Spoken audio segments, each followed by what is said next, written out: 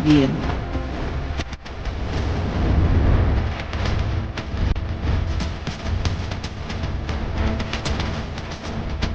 Preview.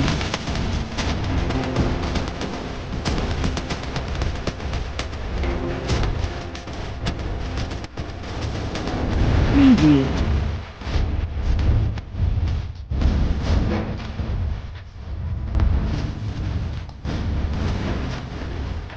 Preview.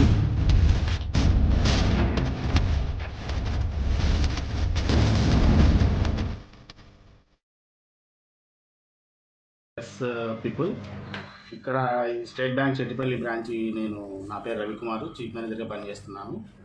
గత నెల నుంచి మాకు ఏటీఎంలో దొంగలు మా డబ్బులు పోయినాయి అని చెప్పేసి కస్టమర్స్ కంప్లైంట్ చేస్తున్నారు.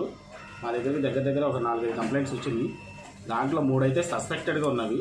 సస్పెక్టెడ్గా ఉండటం వల్ల మేము కెమెరాస్ చూసేసి ఆ సస్పెక్టెడ్ ట్రాన్సాక్షన్ చూస్తే అవి మొత్తము ఒక గ్రూప్ చేసినట్టే కనిపిస్తున్నాయి. మాకు కెమెరాలో ఇవి ఉన్నాయి కాబట్టి మేము చూసాము.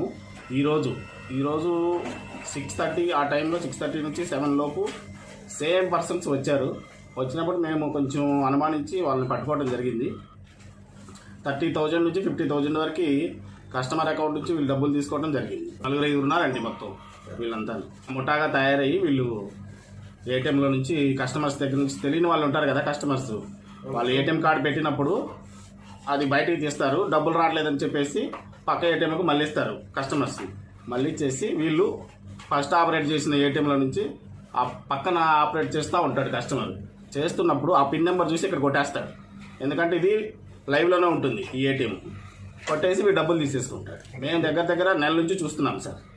మా కంప్లైంట్ రావడం వల్ల యాక్చువల్గా మాకు కూడా వచ్చింది. ఆ డౌట్ రావడం వల్ల మేము సీసీటీవీ కెమెరాలు చూసేసి